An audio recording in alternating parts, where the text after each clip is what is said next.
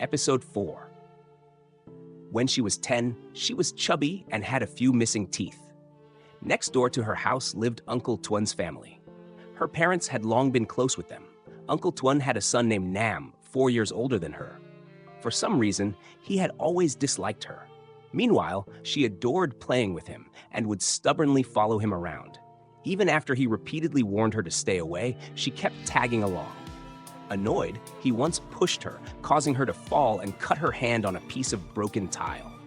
Blood dripped from the wound, but he just walked away without a second glance. The worst incident, one that still haunted her to this day, happened soon after. As usual, she went to his house to play. Surprisingly, that day, he didn't send her away. Instead, he invited her to play in the garden with him. She was thrilled, grinning from ear to ear.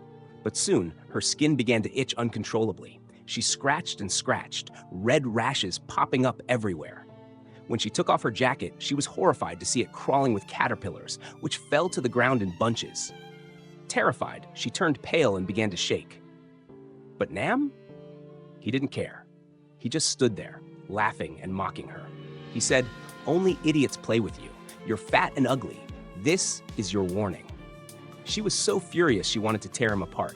The itching worsened, her body swelling. She ran home as fast as she could. Just as she reached the gate, she fainted. When she woke up, she was in the hospital with her parents by her side. Her mother was in tears. Seeing them like that, she too began to cry. She vowed that day, "Even if I die, I'll never go to that house again. I'll never forgive that jerk." Later, her parents told her that Uncle Tuan had given Nam a good scolding. Since then, she had locked herself inside the house, traumatized, constantly imagining bugs crawling around her. Just remembering the incident gave her goosebumps. She stood there now, shaking her head. Her father, seeing her pale and trembling, quickly took her cold hand. "Are you okay?" "I'm fine, Dad." While her father continued chatting with Uncle Tuan, the man suddenly looked toward the entrance and exclaimed joyfully, "He's here! Nam, over here!" When she heard Uncle Tuan call out his name, her hands and legs started trembling. She turned and saw a tall, handsome man walking toward them. Panicking, she whispered to her father, "Dad, I'm not feeling well. Can I go home?" "If you're not feeling well, go get some rest. I'll apologize to Uncle Tuan for you."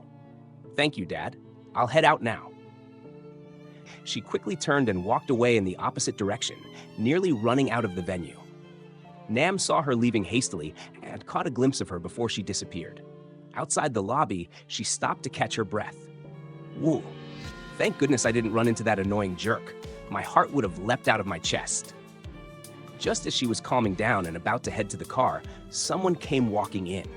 Someone she absolutely didn't want to see. Her ex-boyfriend, the one who had coldly dumped her. He froze when he saw the beautiful woman standing before him, eyes wide, mouth agape. He blinked, rubbed his eyes, and finally stepped closer. Well, looks like being dumped did you some good. You've learned to clean yourself up. And what are you doing here? Don't tell me? Are you following me? She sneered. You think too highly of yourself. You? He was clearly annoyed, but quickly regained his composure. And who do you think you are, showing up at places like this? You want to know who I am? She stepped forward confidently. Fine, I'll tell you. The girl you dumped without a second thought, she's the heir to the TH Corporation. You've got to be kidding me. Yeah, I'm totally kidding. She rolled her eyes sarcastically. Just then, the chauffeur ran over. Miss, the chairman asked me to take you home. Yes, let's go. Without sparing her ex a second glance, she walked straight to the luxury car waiting in front. He stood frozen in disbelief as the car drove away. He was still processing what she said. Could it really be true? If it was, he just made the dumbest mistake of his life. He had to find out. Back inside the venue, Nam walked in, immediately drawing everyone's attention. He looked dashing in a sleek black suit, his handsome face turning heads. Nam, son of Mr. Tuan, was the current director of Star Fashion, the largest fashion company in New York. He and his family had returned to Vietnam to expand their business here. Tonight's event was a celebration marking the launch of Star's new branch in Vietnam. Nam walked over to Mr. Tuan and bowed respectfully. Hi, Dad. I'm here. Mr. Tuan smiled and nodded. Nam greeted and shook hands with everyone around, receiving waves of praise. At only 28 years old, he was already managing a massive fashion empire, an impressive feat. Then, his eyes stopped on a familiar face, Mr. Hung. "Uncle Hung, is that you?" Mr. Hung walked over with a hearty smile, patting Nam's shoulder. "You've grown so much. I thought you'd forgotten all about me. You still look as dashing as ever, Uncle. How could I forget?" "Thank you, son. My family's doing well. Thanks for asking." The three men chatted, reminiscing about old times. Then Mr. Twun suggested, "Why don't we set up a family reunion soon?" "Great idea. How about this Sunday?" "Perfect. Let's make it happen." The lively conversation continued well into the night until the party finally came to an end. Episode 5. After Baonam left, Mr. Twun and his son also got into their car and headed home. On the way, Mr. Twun asked, "This Sunday, you're not busy, are you?" "I'm not sure yet, Dad, but I'll try to make time," Baonam replied. "Nam, do you still remember Eileen, Mr. Hung's daughter?" Baonam thought for a moment, then spoke calmly. "She's the little girl who used to follow me around, right?" "That's right, son. That's her." "I wonder if she's still mad at me for what happened back then." "That? I don't know. You'll have to find out for yourself. In that case, I have to be there this Sunday, no matter what." "Now that's the spirit. That's my son." Back in his room, Baonam flopped onto his bed. The newly opened company meant tons of work, all of which had landed on his shoulders. Still, the thought of seeing the little girl he used to dislike made him strangely happy. This time, he was determined to apologize for what he did. He had regretted making her end up in the hospital, but before he had a chance to make it right, his family moved to the US. He drifted off into a deep sleep, exhausted. That Sunday. "Lynn, can I come in?" "Yes, Mom, come in." "What are you up to, sweetie?" "Just sketching some designs for a fashion contest." "Contest? What contest?" "A fashion company is holding a recruitment competition. I want to give it a try since I've already graduated." "That's great, but don't overwork yourself. If it doesn't work out, you can always join your father's company."